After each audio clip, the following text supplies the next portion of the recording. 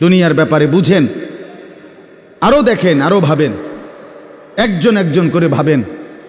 দুনিয়া আরও যদি সাজান, খোদার কসম ক্ষণিকের ক্ষণিকের ক্ষণিকের অল্প সময়ের দুনিয়া চমৎকার সাজাইয়াও তৃপ্ত হইতে পারবেন না, তৃপ্ত হইতে পারবেন। এবছর চমৎকার রং দিছেন বিল্ডিংয়ে, 2 বছরের মাথাত বিভিন্ন খান দিয়া চামড়া উঠিয়া এটা আবার যেই সেই, ঠিক কিনা বলেন? তা আবার রং দাও। এই সোফা চমৎকার বানাইছিল, ওই যে বার্নিশ নাই, দেখেন এই যে সোফা, এটা এই যে দেখেন, কথা বলেন না, এই সোফা এটার মধ্যে আসেনি অন বার্নিশ, তো এটা আবার কি করতে হইব? তো লাভ হইল কই? দুনিয়া তো ধোকা, দুনিয়া ধোকা। এই সৌন্দর্যময় চেহারা নারী 30 বছরের ব্যবধানে উনি বুড়ি, আর কেউ ফিররা হেদিকে ফিরা সেফও হালায় না। আজ যেই যুবতী, যেই বেহায়া নারী, বেপর্দা মহিলা বাজারে বাজারে ঘুরতো, যৌবন, আরে সেটা তার সম্পদ না, তারটা হইলে তো নিজের হইলে তো সে কখনোই বুড়া হইতো না। আল্লাহ তাআলা বলছে, আমি যখন যৌবন শেষ করে দিলাম, তো এখন আর কোন পুরুষ তার দিকে ফিররা থুতুও বালায় না। দুনিয়া এক অবস্থায় থাকে না, এক হালাতে থাকে না বাপ। এজন্য ছেলেদেরকেও বলি, বাপ জিন্দেগি সুন্দর করো। তোমার এই হাসি থাকবে না, তোমার এই সুস্থ সুন্দর সুঠাম দেহ থাকবে না। আন্তরিকতা নিয়ে শুনলে, নিজের ভিতরে নেক মানসিকতা যদি থাকে, গ্রহণ করার মানসিকতা, তাহলে অল্প কথাতেও ফায়দা হয়। আর গ্রহণ করার মানসিকতা না থাকলেও 50 বছর শুনলেও গুনার অভ্যাস ছুটে না। দেখেন না, 70 বছরের বুড়া মানুষ চা দোকানে টেলিভিশন দেখে, তাহলে এত বড় বুড়ো মানুষ, মুরব্বী, উনি এখনো যদি বিড়ি খায়, সিগারেট খায়, এখনো যদি চা দোকানে টেলিভিশন দেখে, তো ওনার এই মন্দ অভ্যাস, বদ অভ্যাস কত বছর পরে ছুটবে? উনি আরো কয়শো বছর বাঁচলে গিয়া বুঝবে এটা গুনাহ। আর ওনার আর মেয়াদ আছে কি? এই জন্য বললাম, আপনি খবর নিলে দেখবেন 30 বছর মসজিদে আসা যাওয়া করে ঠিকই, কিন্তু যথাযথ আন্তরিকতা, দিলের মধ্যে আখেরাতের কোনো মানসিকতাই নাই, নিজেকে বদলানোর অনুভূতিই নাই, ফিকিরে নাই। সোজা কথা, পরকাল বলতে কিছু, এখন যা আছি তাই। এখন সুখে থাকলে সুখী দুনিয়া, এখন দুঃখে থাকলে দুঃখী। জিফুত যদি ঠিকমতো খানা খাদ্য খাওয়ায় খুশি, ঠিকমতো খানা খাদ্য নাই দুঃখী। মানে দুনিয়া পেলে খুশি, দুনিয়া না পেলে দুঃখী। লাভ লোকসান, আয় ব্যয়, হিসাব কিতাব, সুখ আনন্দ, দুঃখ বেদনা, হাসি কান্না, আবেগ অনুভূতি, সবটাই শুধুই দুনিয়াকে কেন্দ্র। এখানে কি পেলাম? এখন কি পেলাম? এখন কি পেলাম? ইনহিয়া ইল্লা হায়াতুনা দুনিয়া নামুতু ওয়া নাহইয়া। আল্লাহ তাআলা বলেন, নাফরমান আর পাপীদের জীবন কেমন হয়? কোরআনে আল্লাহ বলছেন, তাদের অবস্থা হয় এমন যে তারা বলে জীবন কেবলই দুনিয়ারটা, আর কোথাও জীবন নেই, আর কিছু নাই। নামুতু ওয়া নাহইয়া, এখানেই মরব, এখানেই বাঁচব।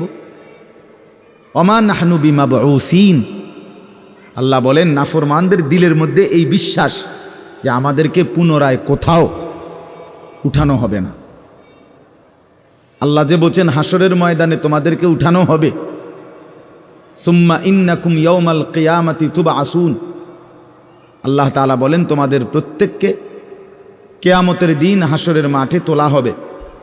আল্লাহ বলেন, বেঈমানের দিলে এটা থাকে না। তার কথা হলো, প্রাপ্তি অপ্রাপ্তি, লাভ লোকসান, ভালো মন্দ, হাসি আনন্দ, দুনিয়া। ছেলে বিদেশ থেকে টাকা পাঠাইতেছে, খুশি। ছেলে বিদেশ থেকে টাকা টুকা ঠিকমতো দেয় না বা কামাই রোজগারি কম, জিজ্ঞাসা করবেন কেমন আছেন, কি এর বালা, আমরা আর বালা কি এর, হ্যাঁ কি সমস্যা কি তা চাচা, এ ফোলাগারে কত ঋণ ফিন কইরা সুদে টাকা নিয়া কিস্তিতে টাকা লইয়া বিদেশ পাঠাইছি, তেয়ন টাকা পয়সা পাঠায় না, আর বালা কি এর। তাহলে উনি দুঃখী কেন, টাকা নাই, আবার টাকা পাঠাইতেছে মাশাআল্লাহ, পান খাওয়ার স্টাইলই আলাদা, চা খানার ঢঙে আলাদা, কথাবার্তার স্টাইলই ভিন্ন। কেমন আছেন, আসি আল্লাহর রহমতে, আপনাকে দোয়ায় 10 জনের দোয়ায় আল্লাহ ভালোই রাখছে। কেমনে ভালো, এতে আল্লাহর রহমতে টাকা পাঠায়, আমরা তার মা আমি আমরা মিল্লা খাইয়া পইরা ভালো আছি। তাহলে ভালো থাকে দুনিয়া, ভালো থাকলে ভালো নাই দুনিয়া, ভালো না থাকলে তো আখেরাত, কবর, মৃত্যু পরবর্তী জিন্দিগি, সের জন্য কি ব্যাপার, তার জন্য কোনো আলোচনা লাগবে না, এর জন্য কোনো কথা নাই। তাইলে কারো মধ্যে এই আলোচনা নেই, স্বামী স্ত্রী পরস্পরের আলোচনা, এই ঘর সংসার বাজার, খাট ফার্নিচার পালং সোফা, হ্যাঁ আসবাবপত্র গহনা অলংকার, এই নিয়েই পেরেশান, এই নিয়ে জিন্দিগি এর মধ্যেই আবদ্ধ। তো আখেরাত তাহলে কার জন্য, পরকাল কার জন্য? আমরা মুসলমান, আমরাই যদি পরকাল না চিনি না বুঝি, আমাদের উচ্চারণে আমাদের অনুভূতিতে আমাদের আচরণে আমাদের কথাবার্তা উঠা বসার মধ্যেই যদি পরকালের কোনো নমুনা দেখা না যায়, তো হিন্দু বৌদ্ধদের মধ্যেই দেখা যাবে। কথা উত্তর দেন।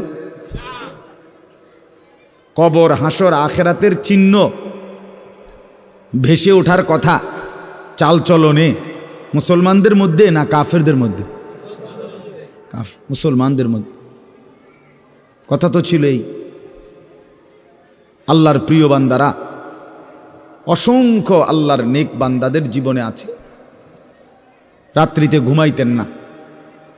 জিজ্ঞেস করতে কেন ঘুমান না, বলছে জাহান্নামের ভয় ঘুমাতে দেয় না, কবরের ভয় ঘুমাইতে দেয় না। হজরত আবু বকর সিদ্দিক রাদিয়াল্লাহু তাআলা আনহুর মতো সাহাবী আফসুস করে বলতেন, হায় আমি যদি একটা গাছের পাতা হতাম, আমাকে যদি একটা চতুষ্পদ জন্তু গরু কিংবা ছাগল সেই পাতাটা যদি খেয়ে ফেলত, অর্থাৎ আমি যদি মানুষ না হতাম। অথচ কি পরিমাণ আমলের অধিকারী ছিল। হজরত ওমর রাদিয়াল্লাহু তাআলা আনহুর চেহারা কপালের দুই পাশ থেকে লম্বা অঝরে কান্নার কারণে দাগ পড়ে গেছিল।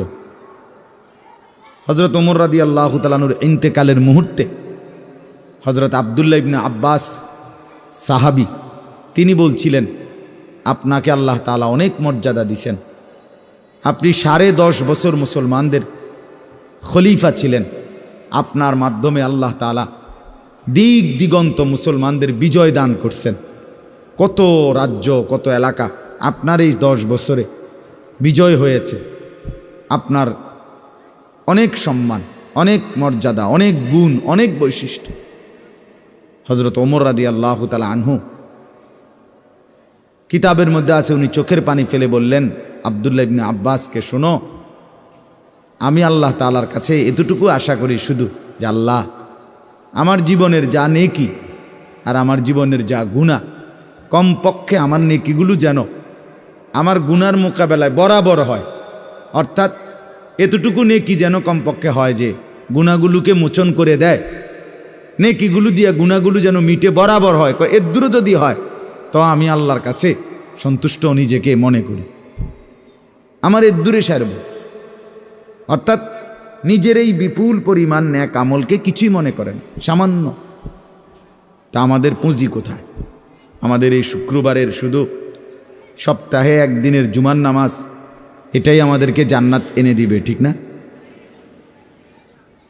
হ্যাঁ, মাঝে মধ্যে গরিব দুঃখীকে 2 টাকা 5 টাকা দিলে এতে আমাদের বেহেশত চলে আসবে, ঠিক না? তো বলেন, এজন্য বললাম আমরা প্রত্যেকে আন্তরিকতা নিয়ে ভেতরে যারা মনোযোগ দিয়ে শুনেন, দেখবেন আমার আপনার ভেতরে যদি অনুভূতি তৈরি হয়, ভাবনা তৈরি হয়, ফিকির আসে, লাভ।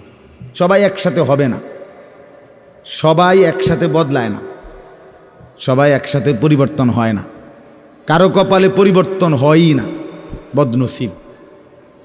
কারো সময়ের ব্যবধান হয়। আমাদের প্রিয় নবী সাল্লাল্লাহু আলাইহি সাল্লামের কাছে যারা সাহাবী হয়েছেন, কালেমা পড়ছেন, তারা প্রত্যেকেই প্রথম দিনেই তো সবাই কালেমা পড়ছেন, ঠিক না? বুঝেন নাই কথা? যতজন সাহাবী হয়েছে নবীজির, সবাই একদিনেই কালেমা পড়ে ফেলছে নাকি? তাহলে সময়ের আগ পিছ আছে কি না বলেন? কেউ প্রথম দিন কালেমা পড়ছে, কেউ 21 বছর পরে কালেমা পড়ছে, কেউ 22 বছর পরে কালেমা পড়ছে। তো যিনি 23 বছরের মাথায় কালেমা পড়ছে তিনিও কামিয়াব, যিনি প্রথম দিন কালেমা পড়ছে তিনিও কামিয়াব, সৌভাগ্যবান।